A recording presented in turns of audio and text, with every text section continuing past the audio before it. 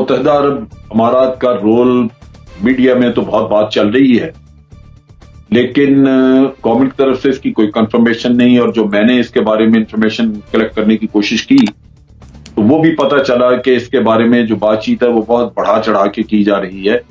اس طرح کا کوئی خاص باقاعدہ ایسا انتظام نہیں کیا گیا جہاں یو اے ای کو کہا گیا ہو کہ یہ رول ادا کرے. اور ویسے بھی ہمیں یہ ذہن میں رکھنا چاہیے کہ وہ ملک جنہوں نے اپنے معاشی مالی مفادات بھارت سے وابستہ کیے ہیں وہ کبھی بھی بہت ایماندارانہ طریقے سے آپ کی وکالت نہیں کریں گے اور آپ کے معاملات کو اس طرح ہینڈل کرنے کی کوشش نہیں کریں گے جس طرح ہماری ضرورت ہے.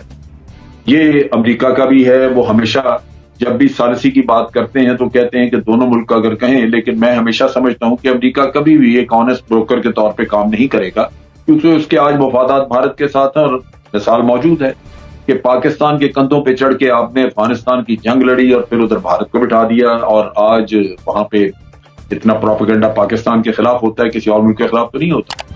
یہ چیزیں جو ہیں یہ ہمیں سمجھنی چاہیے، اور جو فیصلے کرنے ہیں وہ میرا خیال ہے ہمیں خود اپنے مفادات کی روشنی میں کرنے چاہیے.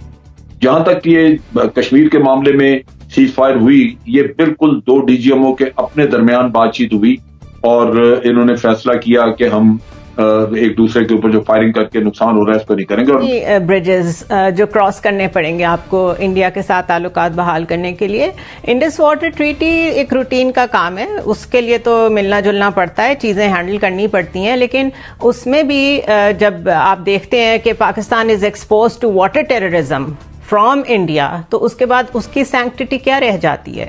آپ کون کون سی باتوں پہ یاد کرائیں گے کہ انڈیا اپنے کسی معاہدے پہ جو سائنڈ چیزیں ہیں ان پہ بھی وہ قائم رہا ہو؟ اس کے لیے تو کوئی چیز امپورٹنٹ ہے ہی نہیں، کوئی ریٹن ایگریمنٹ، کوئی ایم او یو، کوئی composite dialogue. This is all bullshit for them. To be very honest, اگر انڈیا 5 اگست کی پوزیشن پہ واپس چلا جاتا ہے، آرٹیکل 360 ریووک کر دیتا ہے، کشمیریز پہ سے لاک ڈاؤن ہٹا لیتا ہے، یہ 3 واحد چیزیں ہیں جس کے بعد پاکستان بات چیت کر سکتا ہے. اس کے بغیر اگر آپ بات چیت کریں گے تو آپ بہت سویر غلطی کریں گے، آپ ڈچ کریں گے کشمیریز کو. دوسرا یہ ذہن میں رکھیں کہ بائیڈن ایڈمنسٹریشن کو اس وقت انڈیا کی بہت ضرورت ہے، پاکستان کی بھی بہت ضرورت ہے. اس کے باوجود اس کی ایڈمنسٹریشن جو میں سے جو بھی نمائندہ ان کا گیا ہے، سیکرٹری آف ڈیفنس آسٹن لائڈ جو گئے ہیں، وہ انڈیا گئے ہیں کہ پاکستان آئے ہیں؟ وہ انڈیا گئے ہیں، راج ناتھ سنگھ سے ملے ہیں. ایک دفعہ بھی کشمیر کی بات ہوئی ہے؟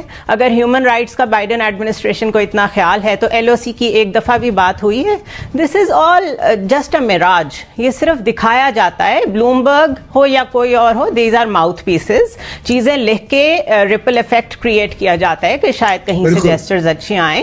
بٹ ٹھیک ہے، آرمی چیف نے ہمیشہ یہی کہا ہے، انہوں نے ہمیشہ یہی کہا ہے کہ ہم بات چیت کرنے کو تیار ہیں، لیکن ہمیں تو جواب میں ایل او سی پہ لوگوں کی لاشیں ملتی ہیں، ہم دوسری طرف مار نہیں سکتے کیونکہ اس طرف بھی مسلمانوں کی آبادی ہے. تو what composite dialogue? What are we talking about? It doesn't make sense to me at least. دیکھیں، جو مسائل ہوتے ہیں چاہے وہ آپ کے ذاتی نوعیت کے ہوں یا آپ کے پورے معاشرے کے مسائل ہوں یا ملکوں کے مسائل ہوں، وہ مسائل آپ لوگوں نے خود حل کرنے ہوتے ہیں. جہاں تک کسی اور ملک کے کردار کا تعلق ہے، یو اے ای کے کردار کا تعلق ہے، یو اے ای اور سعودی عرب ہمارے دوست برادر ممالک ہیں، لیکن اس وقت وہ بڑی مشکل میں پھنسے ہوئے ہیں. وہ جو امریکہ میں ایڈمنسٹریشن چینج ہوئی ہے، جس کے اوپر انہوں نے سارے اپنے کارڈ کھیلے، جس کے اوپر انہوں نے اسرائیل کے ساتھ اپنے تعلقات بہتر کیے، وہ ایڈمنسٹریشن چینج ہو گئی ہے. آپ کو پتا ہوگا کہ 2 ہفتے پہلے اسرائیل کے وزیر اعظم نے یو اے ای میں آنا تھا، انہوں نے اپنا دورہ کینسل کر دیا، اس لیے کہ سعودی عرب ان سے مطالبہ کرتا رہا اسرائیل سے کہ آپ امریکہ سے ہمیں وہ گارنٹیز لے کے دیں جو ہمیں چاہیے. اس لیے کہ حالات تو بالکل چینج ہو گئے. اور پھر آپ نے دیکھا کہ اسرائیل کی طرف سے بیان آیا کہ ہم یو اے ای اس لیے نہیں گئے کہ سعودی عرب کی ایئر سپیس محفوظ نہیں ہے. آج ہی سعودی عرب نے جو ہے وہ ہوتی جو ریبلز ہیں یمن میں، ان کو بھی امن کی پیشکش کر دی ہے، جنگ بندی کی پیشکش کر دی ہے. تو وہ لوگ بھی اس وقت کوشش کر رہے ہیں کہ وہ اس کیمپ کی طرف آئیں جہاں پہ پاکستان ہے، جہاں پہ چائنا ہے، اور اس میں وہ اپنا کردار ادا کریں. اور چائنا اور امریکہ کے جو تعلقات ہیں وہ ہم نے الاسکا میں دیکھا کہ اب چائنا نے امریکہ کے ساتھ کیا کیا. آج تک سفارتی تاریخ میں کسی نے ایسا نہیں کیا کہ سامنے بیٹھ کے جس طریقے سے ان کو انہوں نے سنائی الاسکا کے اندر چائنا نے. تو اس وقت کوشش یہ ہے ان ممالک کی کہ جو امریکہ کا اتحادی ہے ہمارے خطے کے اندر، اس کے ساتھ تعلقات بہتر کروائے جائیں. دیکھیں ہمارا مطلب یو اے ای ہماری میڈیشن کرائے چھوٹا سا ملک ہے، وہ ابھی بنا ہے اور ہم لوگوں کے کب سے پاک بھارت کے تعلقات ہیں، اس نے کیا میڈیشن کرانی ہے؟ یہ تو بھارت نے بالکل ہمیشہ جب بھی مذاکرات کی وہ میز پہ آیا ہے، اس کے وہی ہوتا ہے کہ منہ میں رام رام اور بغل میں اس کے چھری ہوتی ہے۔ اس نے ہمیشہ پاکستان کے مفادات کے خلاف کام کیا۔ آپ دیکھیں کہ کتنا بڑا سکینڈل ڈس انفو لیب کا جو آیا ہے، اس میں کتنے کروڑوں اربوں ڈالر جو ہے وہ خرچ ہو رہے ہیں پاکستان کے خلاف۔ افغانستان میں بیٹھ کے آپ دیکھیں کہ پاکستان کے خلاف کتنی جو ہے وہ سازشیں ہوتی ہیں وہاں سے۔ تو یہ بالکل دکھاوے کے ہیں۔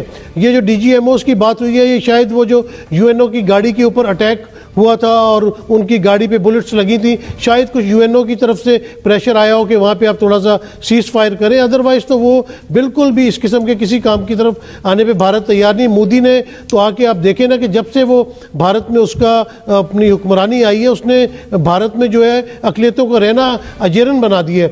اور یہ واٹر ٹریٹی بھی جو ہے، یہ بڑے عرصے سے مذاکرات چل رہے ہیں لیکن ان کا نتیجہ کچھ بھی نہیں نکلتا۔ انہوں نے پہلے جو معاہدے ہوئے تھے یا کشمیریوں کی استصواب رائے کے بارے میں نہرو نے کہا تھا، وہ چیزیں کہاں گئیں؟ آپ دیکھیں کہ بھارت صرف اپنی ہٹ درمی کی وجہ سے جو ہے اس نے دنیا کو ایک خطرناک نہج پہ لا کے پہنچایا ہوا ہے۔ اگر کشمیر کا مسئلہ وہ کشمیریوں کے ایما کے مطابق اگر حل کر دے تو اس خطے میں کتنی خوشحالی آ جائے، کتنا امن آ جائے۔ پاکستان میں تو ہمیشہ امن کی بات کی۔ آپ دیکھیں کہ بھلے وہ زرداری صاحب تھے، بھلے نواز شریف صاحب تھے، بلکہ جب عمران خان صاحب بھی الیکشن جیت کے آئے تو انہوں نے آتے ساتھ ہی مودی صاحب کو یہ پیغام پہنچایا تھا کہ آئیں ہم یہ جنگ و جدل کو چھوڑیں اور ہم اس غربت سے لڑیں، اس خطے میں اسے غربت کو ختم کریں۔ ہمارے army chief general Qamar Javed Bajwa نے بھی جب بھی بات کی ہے تو انہوں نے امن کی بات کی ہے، لیکن انہوں نے کہا کہ اگر کسی نے بری آنکھ سے دیکھا پاکستان کی طرف تو ہم اس کو اسی طرح جواب دیں گے۔ اور ہم صرف جب دیکھیں کہ بالو کوٹ والا بھی اٹیک ہوتا ہے تو اس کے بعد پاکستان نے جو ہے ریٹیلیٹ کیا تھا، اپنی طاقت دکھائی تھی کہ ہمارے پاس بہت طاقت ہے، ہم تمہیں منہ توڑ جواب دے سکتے ہیں۔ تو بھارت یہ جو معاہدے وغیرہ ہیں، یہ اس طرح کی جو انیشیل سٹیج پہ باتیں ہوئی ہیں، مجھے نہیں لگتا کہ ان کا کوئی خاطر خواہ نتیجہ نکلے گا۔ گو کہ اگر آپ دنیا میں دیکھیں، بھلے وہ دوسری جنگ عظیم ہو یا دوسرے اپنا بین الاقوامی معاملات ہوں، ہمیشہ ٹیبل پہ بیٹھ کے حل ہوئے ہیں۔ ویری فرینک، ہمیشہ کوئی غیر ملکی مداخلت ہی ہوتی ہے جو ہمیں مذاکرات کی میز پر لے کر آتی ہے۔ اب امریکہ بہادر کی ہو، روس کی ہو، یا ابھی جو چھوٹے موٹے ملک ہیں، اب اندازہ لگائیں نا یو اے ای کے بارے میں کہا جا رہا ہے کہ وہ پاکستان اور بھارت کے درمیان ثالثی چلا رہا ہے۔ حیرت ہوتی ہے بعض اوقات تو خیر، لیکن جنرل صاحب کی میں وہ بات ادھار لے لیتا ہوں کہ ہم نے جو غلطیاں کی ماضی میں اپنے کندھے پیش کیے، پہلے سوال کا جواب وہاں پر مل گیا تھا کہ ہم نے کیا کیا۔ اب بھارت سے تجدید عہد کی بات ہو رہی ہے۔ فراز صاحب پھر یاد آ گئے، آج انہیں نشان امتیاز ملا ہے کہ اب کے تجدید وفا کا نہیں ان کا جانا۔ یہ پیما بھول گیا ہندوستان یہ بھول گیا کہ کمپوزٹ ڈائلاگ کیا تھے۔ ہندوستان یہ بھول گیا کہ نہرو خود بھول گیا تھا کہ اس کا وعدہ کیا تھا، کیا استصواب رائے ہونا تھا۔ وہ بھول گیا کہ اس کے ملک میں مسلم اقلیت دوسری بڑی آبادی ہے ہندوستان کی۔